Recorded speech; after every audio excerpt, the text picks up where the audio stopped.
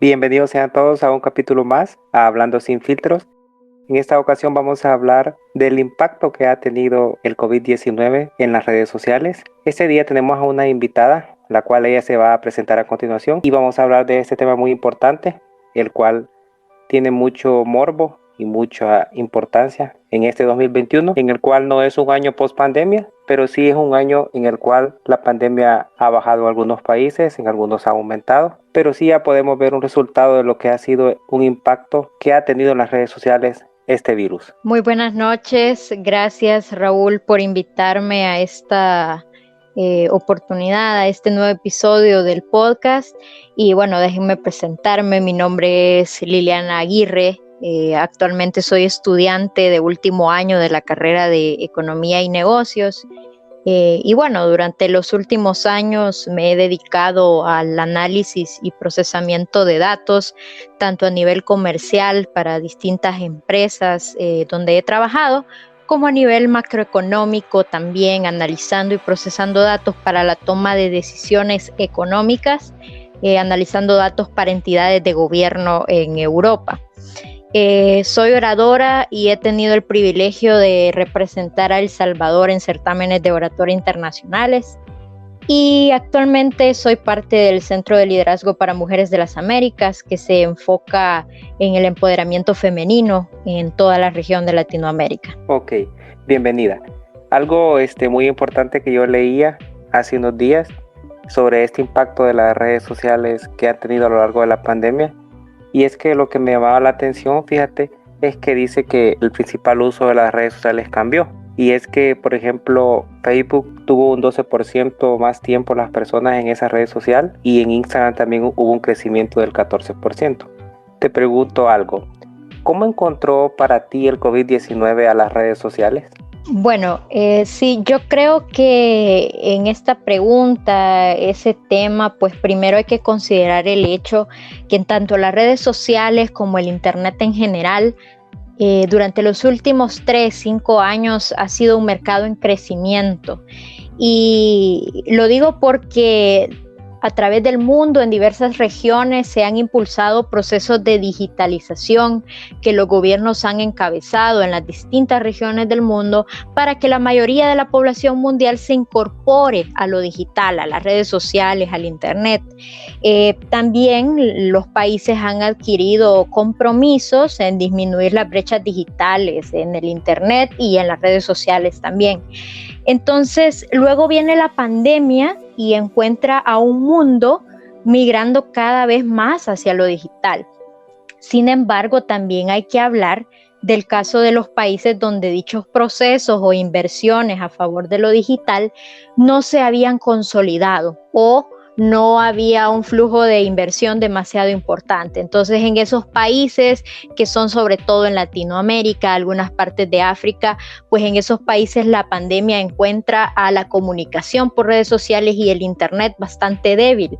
Entonces, ahí hay que ver el caso de que las personas de estas regiones pues pasan de enfrentar barreras estructurales al acceso a la información por medio del Internet, por medio de las redes sociales, y también personas que no tienen el conocimiento necesario o sienten desconfianza hacia las redes o hacia el Internet, pues se ven forzados a usarlas y entran de un proceso de digitalización forzado por el hecho de que ahora tienen que superar esas barreras estructurales, esas ideas preconcebidas sobre el Internet y sobre las redes sociales, e incorporarse de forma forzada, dada la naturaleza de esta pandemia que nos ha privado de actividades sociales debido al confinamiento y a las medidas de distanciamiento social. Entonces creo que el mundo entero había una tendencia general a empezar un proceso de digitalización un poco más profundo, pero han habido regiones donde las brechas, ¿verdad? Las brechas digitales pues eran bastante amplias, y sí, esta pandemia ha venido a digitalizarnos para algunas personas de forma forzada. Sí, correcto. Y creo que donde se ve especialmente esto enfocado y más vistoso es en el hecho de la educación. De la educación pasó de ser presencial a virtual, no porque querían, sino porque tenía que hacerlo.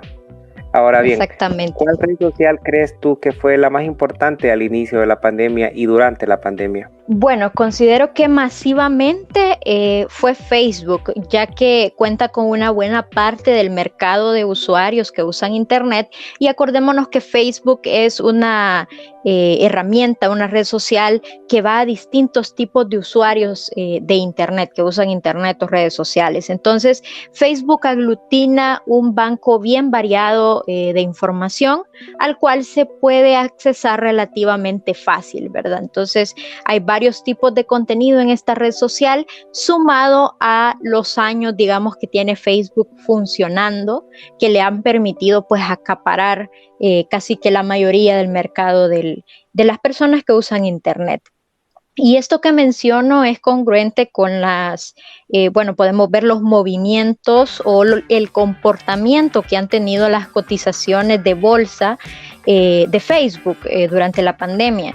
Y podemos también corroborar este argumento con información de Hochsite que estabas mencionando al principio, donde ahí se planteaba, ¿verdad?, que en esta pandemia pues han insertado nuevos usuarios a las redes sociales y al Internet, alrededor de 490 millones, que representa una tasa del 13%.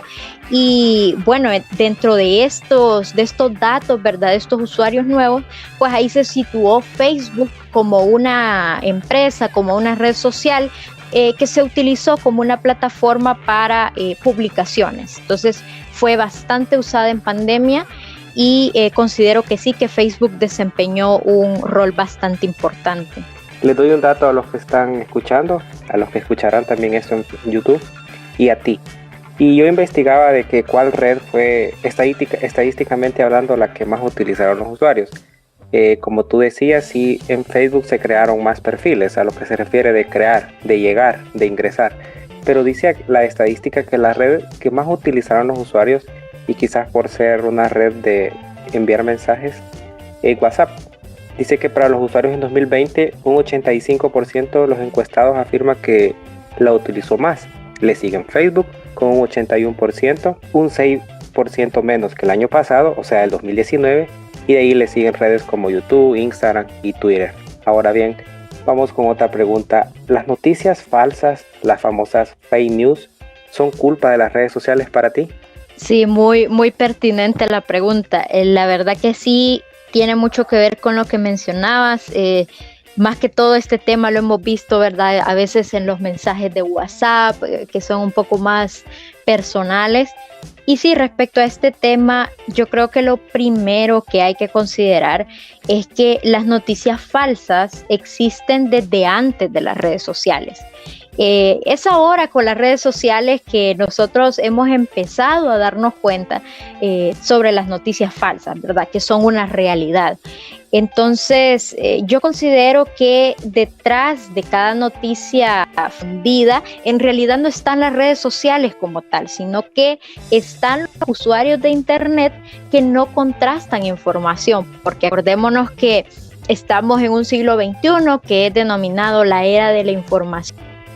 De ahora ya no solo tenemos los estímulos de los medios de comunicación tradicionales, como lo son la televisión, la radio, la prensa, sino que también tenemos ahora los estímulos de las redes sociales, los estímulos de la multimedia, de los discursos en plataformas de streaming o de video, como por ejemplo YouTube, también los discursos que se dan en la escena pública, en la escena política, y también obviamente de la publicidad.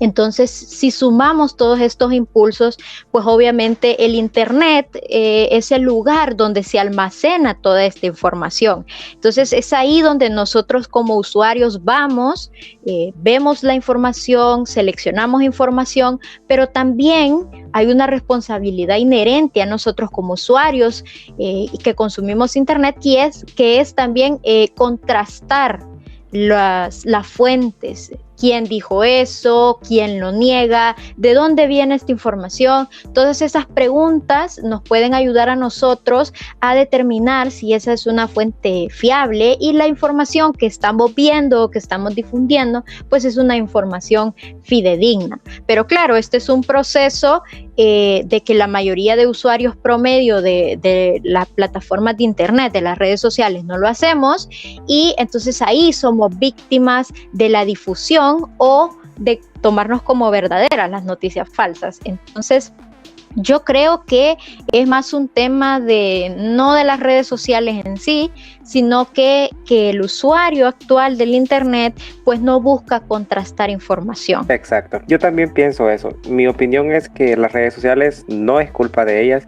A veces son como el conducto por donde se podría decir por donde van, pero en sí no tienen la culpa. Y es que, por ejemplo, una noticia ahora en día es más fácil viralizarla en una red social que viralizarla en prensa escrita o en televisión.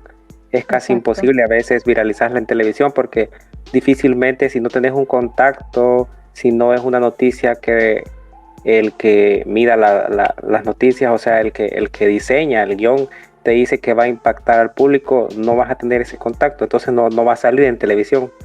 Ahora bien, llegamos a una parte ya final de esta pequeña entrevista, de este pequeño podcast, y es que también no hay que hablar solo preguntar en mal de estas redes sociales que nos han servido significativamente a lo largo de la pandemia del COVID-19.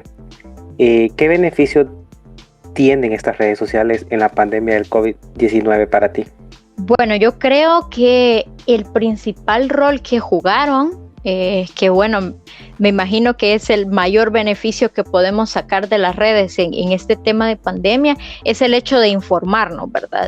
Como mencionaba, hay distintas clases de usuarios en el internet y en las redes sociales, y hay personas que se informan por bancos de información masivo, o hay otras que prefieren informarse en tiempo real. Entonces, dependiendo de las necesidades de cada usuario, pues así las redes sociales dan esa flexibilidad de poder usar la plataforma para informarse. Entonces, pongo como marco de referencia, por ejemplo, un usuario que busca informarse en tiempo real, tal vez va a plataformas como Twitter, donde puede dar seguimiento a esas noticias y que la información ahí va un poco más fluida.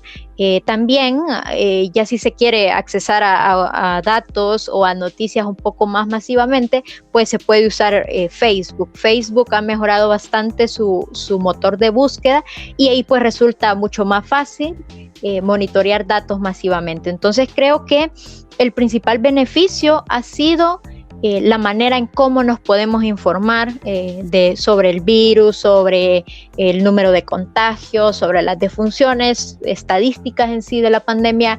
Nos podemos informar vía redes sociales, nos dan esa flexibilidad y ahí podemos ver la utilidad de las redes, sobre todo en un momento de crisis, ¿verdad? Que toda la humanidad pues está pasando y que las sociedades, las personas como tal, pues la afrontamos de distinta manera. Esa forma de lidiar con el pánico colectivo o con la ansiedad que nos puede provocar el tema de la pandemia.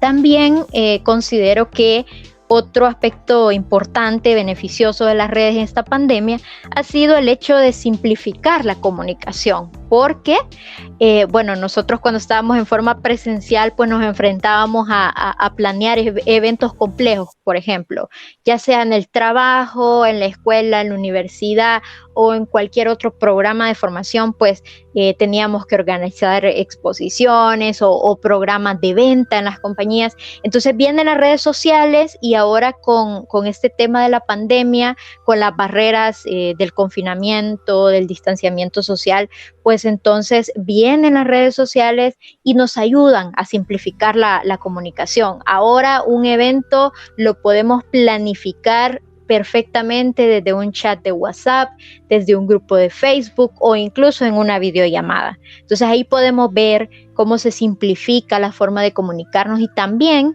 de organizarnos como sociedad.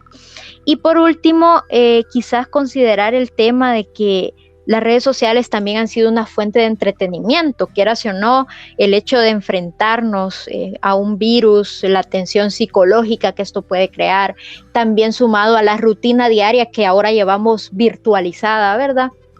Pues las redes sociales se volvieron un escape, porque ahora uno puede entrar y publicar un meme y distraerse un rato, o incluso ver ahí cualquier información deportiva, de la farándula, etcétera, en un momento que claramente pues nosotros pasamos en los hogares, tratando de llevar nuestra rutina con la mayor normalidad. Entonces podemos ver que las redes sociales han modificado nuestra rutina diaria e incluso nuestros hábitos de consumo en la pandemia. Entonces, muchas de estas modificaciones se han traducido en un beneficio para nosotros, claramente. Exactamente. Y es que termino con esto. Yo investigaba en las redes sociales a lo largo de la pandemia qué es lo que más hizo la gente. Y tienes mucha razón. Lo que más hizo la gente, y es el 81%, es entretenerse. Luego tenemos que interactuar, luego tenemos que informarse. Cuando se refiere a informarse, entre paréntesis, la red social Twitter. Luego le sigue inspirarse. Y por último le sigue conocer gente. Ok, Lili, ha sido un gusto tenerte para Hablando Sin Filtros. La verdad que ha sido una charla pequeña pero muy constructiva del impacto de las redes sociales en la pandemia del COVID-19. Bueno, muchas gracias a todos ahí por escucharnos y muchas gracias a ti, Raúl, por invitarnos. Bueno, la verdad es que estos espacios son bastante constructivos para brindar opiniones, así que de lo más agradecida y muchos éxitos para los siguientes episodios.